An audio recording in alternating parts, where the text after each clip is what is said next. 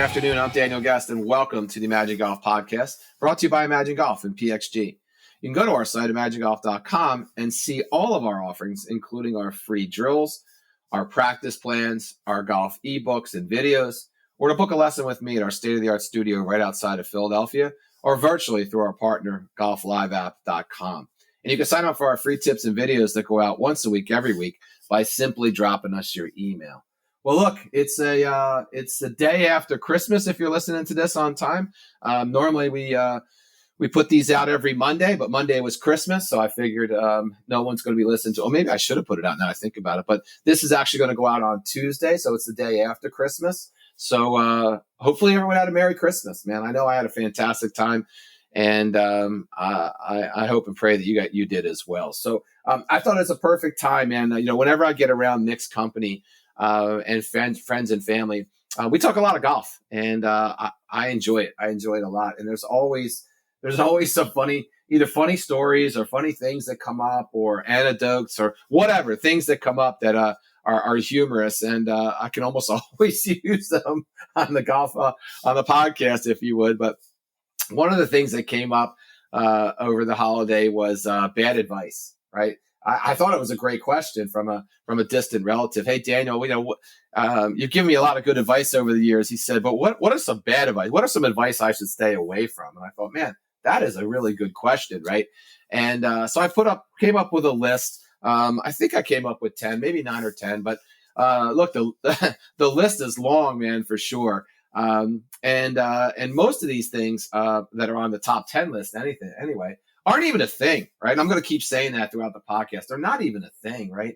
But they're said by a lot of people, man, and especially by a lot of people that don't know what they're talking about.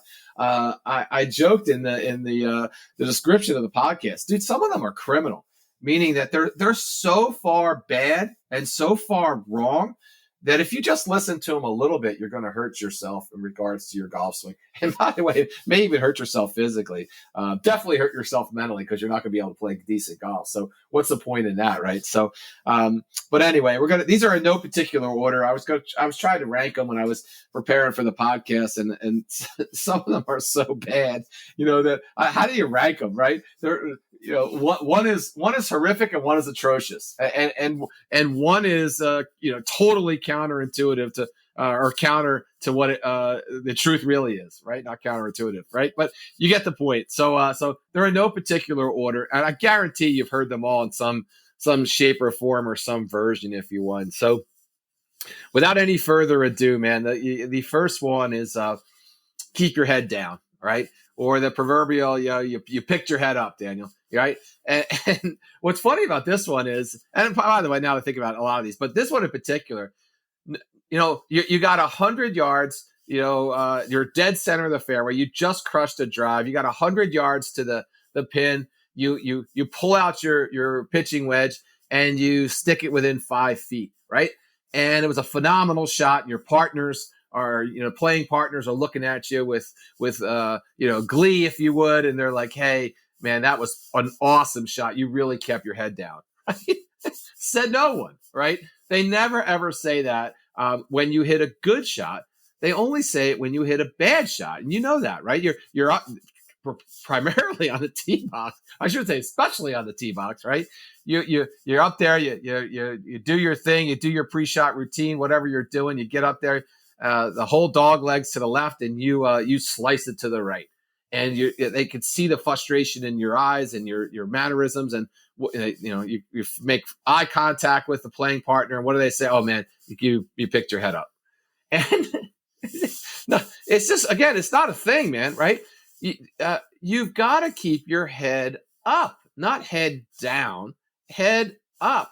Right. So Hank Haney does a perfect example. It's all over the internet, right? It made probably famous maybe, 5 years ago, but he takes a picture of himself at the top of his backswing, right? And his head is down and his chin is on his chest, if you would, right? Laser focused on the golf ball. And then he does what's supposed to happen in the backswing, where his head is up, his chin is off his chest, his head is forward, but his eyes are down looking at the ball, right? So two different things, right? Eyes looking down and head down are two different things. So if you don't let your head come up through a golf swing, you restrict your movement. And just when you say that out loud, you can't have restrict your movement in the sentence of a good golf swing. It just doesn't happen. So we're joking a lot today with these bad advices, but with this bad advice, I mean, but you've gotta let your head be natural in the golf swing, right? So it's not even a thing. If a golf instructor is telling you, "Oh, you picked your head up," run, all right, get your money back and run. And when your friends and playing partners tell it to you, don't even let it get in your head, if you would, for lack of a better, right? Just in one ear, out the other, because it's not a thing. All right. Number 2, don't lift your lead foot. For a right-handed golfer, that's your left foot. Don't lift your left foot. All right. What kind of advice? And by the way, no one ever says why, right? But just don't do it. Right. So there are thousands of professional golfers, both previous and present, that lift their lead foot, right, or move their lead foot. I mean, it's nonsense, right? So I think what people mean is like, look, if you pick up your left foot or your lead foot, or you push off of your lead foot, and it causes you to sway, as an example, or something like that, or it causes some disruption in the sequencing of your swing, right, or the weight transfer in your swing, then yeah, that could be a problem. But 99 times out of 100, and even more than that, right, lifting your left foot or your lead foot in an effort to turn more or rotate more or whatever adjective you want, or anything more, is not a bad thing. Right. So don't even worry about it. And this is one that goes back a long, long way. Right.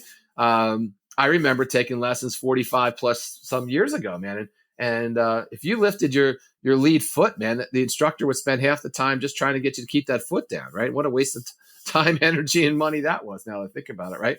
But it's not a thing. Don't worry about it. Number 3, keep your lead arm or left arm straight.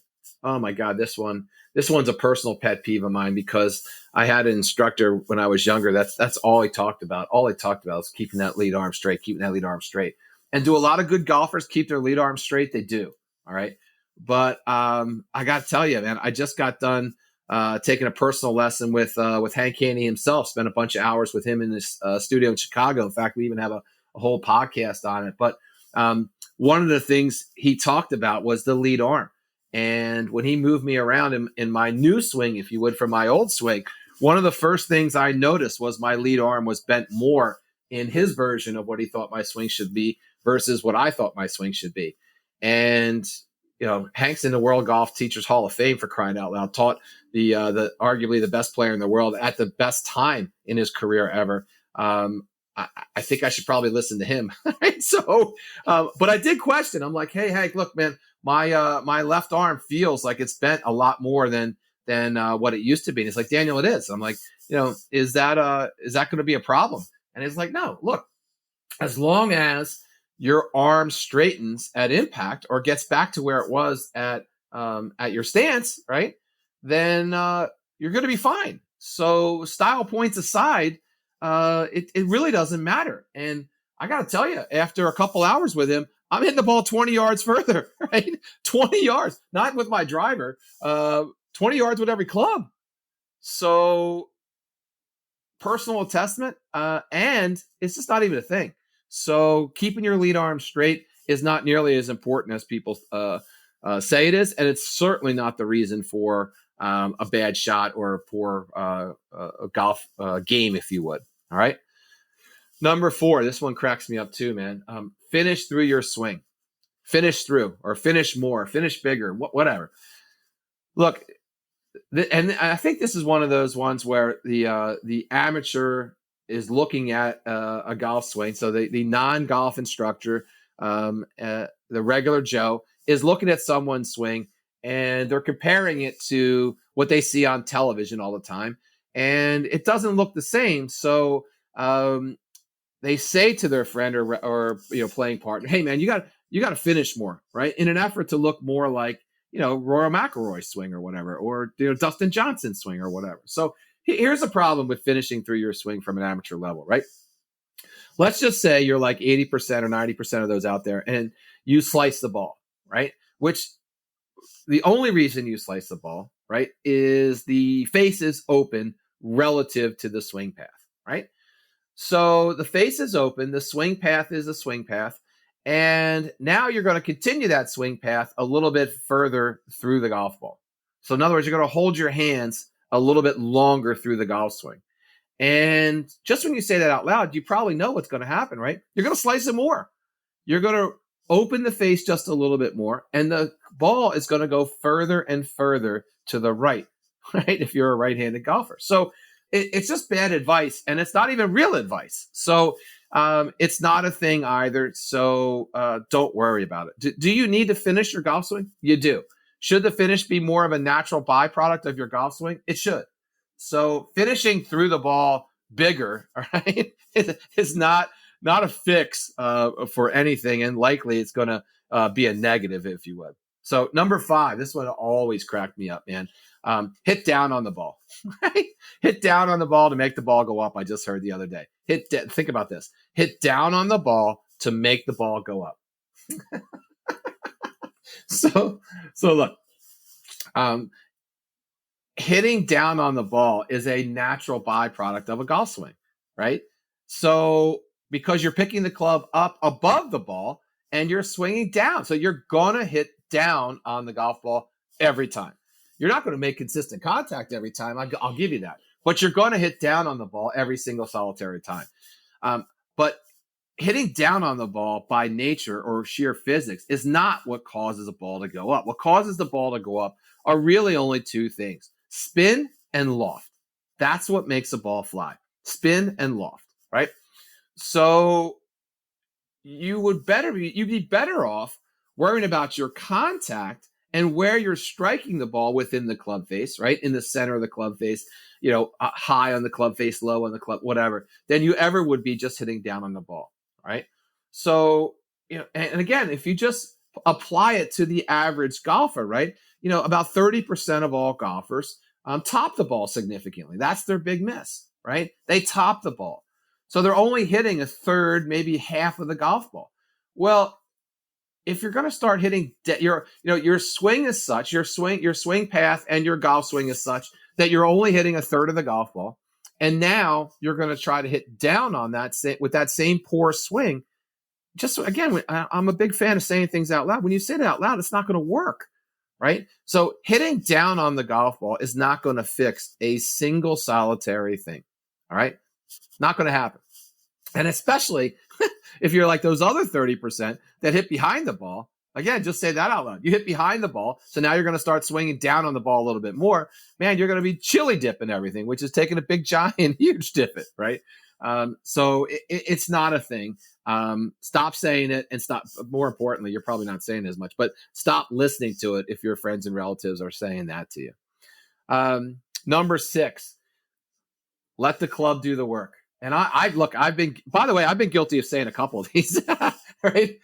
At different times, usually after a couple cocktails. But I certainly in my early years, especially in my high school, I remember a couple different times, right, saying this to playing partners and teammates, if you would, let the club do the work, right? Or swing with your body is another common thing. Look,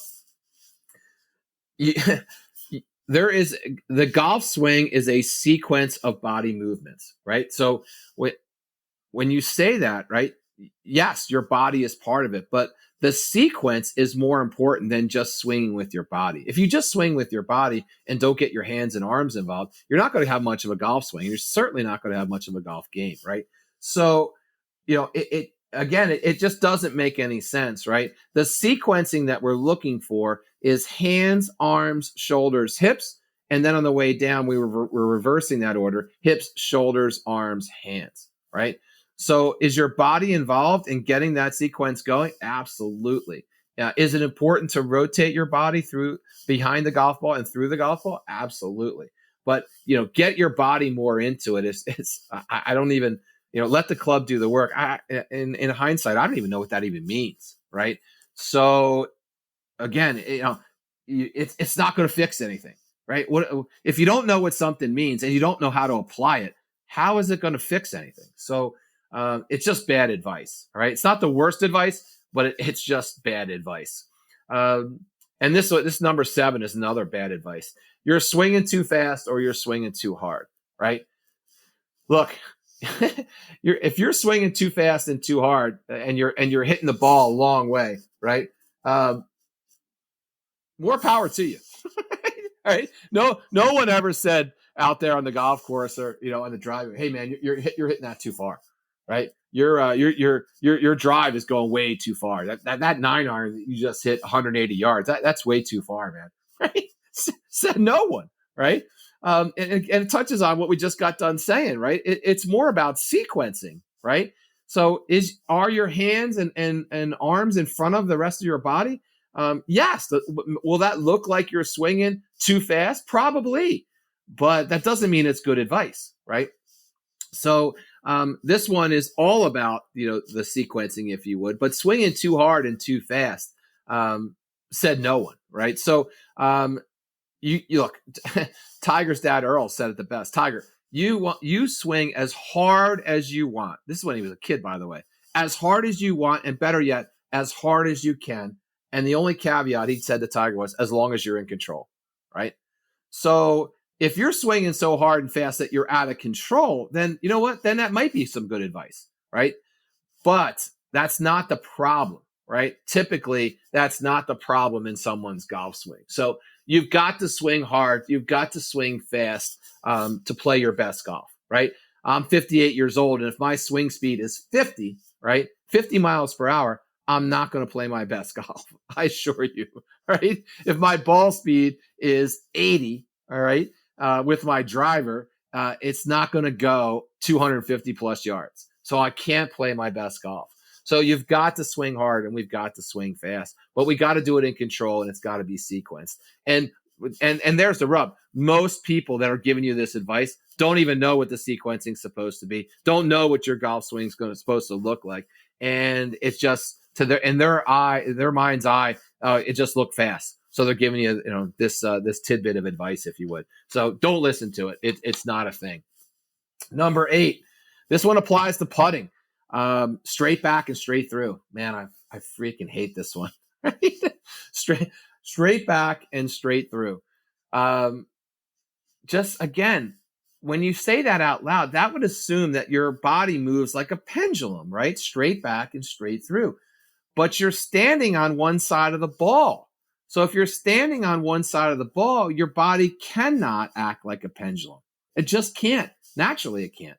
So there's always some type of arc in your golf swing or your putting stroke.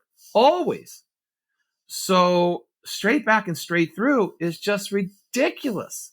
Ridiculous. All right. Now you can say to someone, hey man, that putter blade's coming way too far on the inside, or it's at impact, it's going, to for a right-hander, it's going to the right and not back on the arc that it's supposed to. I mean, I get all that, but that's not the advice you get on the putting green, right? It's straight back and straight through. And nothing is more, no, I shouldn't say nothing. It is very damaging, right, to a natural putting stroke. And most people have some kind of natural putting stroke within them. They don't even know it. But straight back and straight through is not natural. So it's bad advice, right? And borderline criminal. It's horrible advice, right? And so just don't do it. We have a whole podcast on putting and guarantee. I think the title was, listen to this or we'll make you a better putter by the end of this lesson or end of this podcast, guaranteed. It's a real thing. We give an incredible putting lesson, and just some of the things that we go over for the most amateurs are like light bulbs going off left and right in their head. So, but straight back and straight through is horrible advice. All right. Number 9, we're getting there. Number 9, don't let your head move. Right.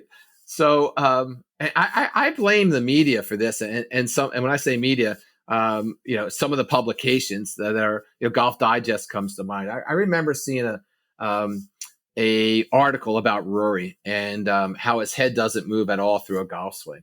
And it is amazing. Adam Scott, similar, right?